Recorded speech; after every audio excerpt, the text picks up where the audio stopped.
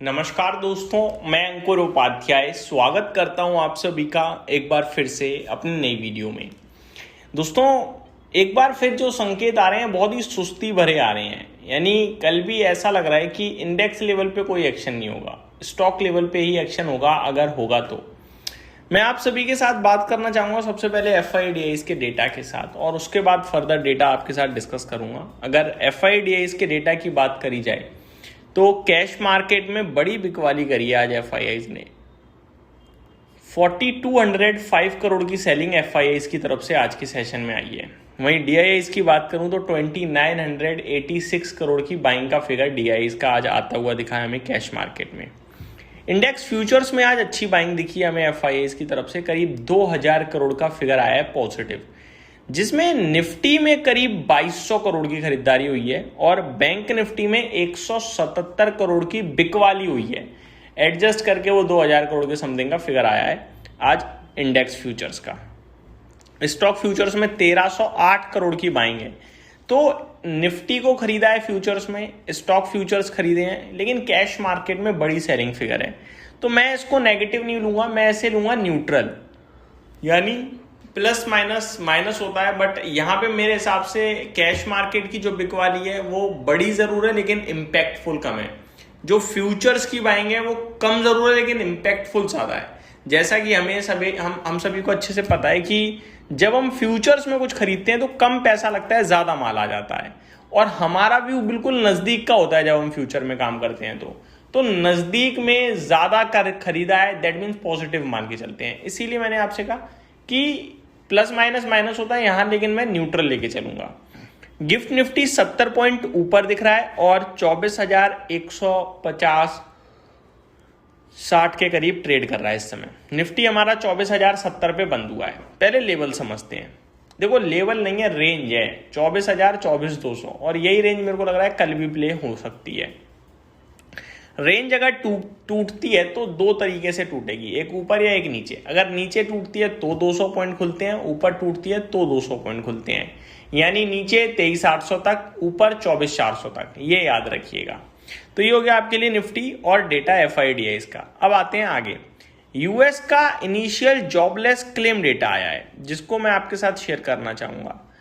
2,08,000 initial jobless claim आए हैं, जिसमें अनुमान 2,17,000 का था, यानी अनुमान से कम आए हैं। दैट मीन्स लोगों के पास नौकरियां हैं, रोजगार है। ये अमेरिका की इकोनॉमी के लिहाज से देखा जाए तो एक अच्छा डेटा माना जाएगा।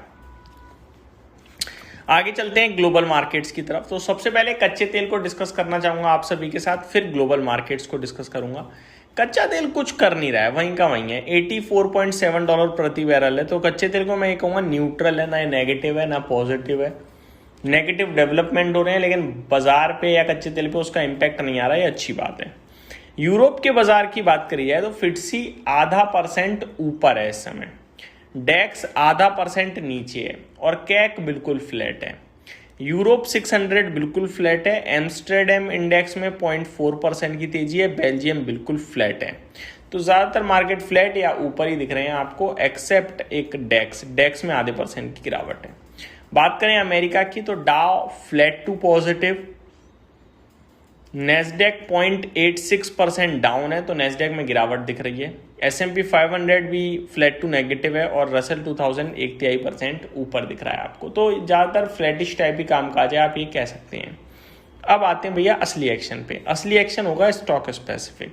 रिजल्ट्स के बेसिस पे काफ़ी सारे स्टॉक्स हैं जो कल आपके लिए रिएक्ट करते हुए दिखेंगे। मैं काफ़ी स्टॉक आज डिस्कस कर भी चुका हूँ, कुछ शेयर करता हूँ आप सभी के साथ। एक PNB गिल्ड्स है, काफ़ी लोगों का कमेंट आया, नंबर डिस्कस कीजिए। मुनाफा 160 करोड़ के सामने 80 करोड़ का रह गया है। तो भैया साल दर साल तो खराब लग रहा है, ये आंकड़ा आधा रह गया मुनाफा। रेवेन्यू 560 करोड़ से 454 करोड़ रह गया है, ये भी खराब लग रहा है। तो नंबर्स तो देखो ज़्यादा इंटरेस्टिंग नहीं लग रहे हैं। वी वर्क मैनेजमेंट, इसके भी नतीजे आए हैं। कंपनी का घाटा आया है, लेकिन अच्छी बात यह है कि 14.1 करोड़ के घाटे के सामने 4.3 करोड़ का घाटा रह गया है, तो घाटे में कमी आई है, अच्छी बात है। रेवेन्यू 535 करोड़ से 680 करोड़ का आया है, तो ठीक ही बोलूंगा मैं इसे। वी वर्क के नंबर भी आप न्यूट्रल टू न्यूट्रल मान सकते हैं। आगे बात करी जाए तो नंबर्स काफ़ी सारे आए हैं आज के सेशन में। अगला है 5 पैसा कैपिटल, न्यूट्रल नंबर मानूंगा, डिटेल डिस्कशन हो चुका है। सीएट बहुत ही खराब नतीजे हैं, बट बाजार को ऑलरेडी कहीं ना कहीं लग रहा था कि खराब नतीजे आएंगे, बट मेरे को ये लग रहा है कि कुछ ज़्यादा ही खराब पेश कर दिए।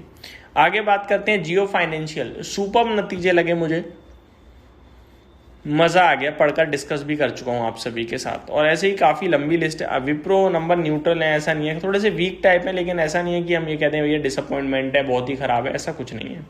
बाकी टेक महिंद्रा के नतीजे भी मैंने नहीं देखे, आए या नहीं आए कंफर्म नहीं हूँ। पॉलीकैब ओपन मार्केट में ही आ गए थे, अच्छे नंबर्स थे, डिस्कस भी करे थे। बेल के भी ओपन मार्केट में आ गए थे, अच्छे नंबर्स थे, स्टॉक भी भाग गया था 5%। बाकी स्टॉक्स जो नंबर्स पेश कर चुके हैं काफ़ी सारे, उनके मैं डिस्कस कर चुका हूँ आप सभी के साथ। तो रिजल्ट्स वाले स्टॉक पे न्यूज़ स्पेसिफिक एक्शन ही रहेगा, बाकी बाजार बहुत ही डल है इस समय। ये मेरी तरफ से अपडेट थी, उम्मीद करता हूँ जानकारी पसंद आई होगी। Thank you so much for watching this video. Good night guys.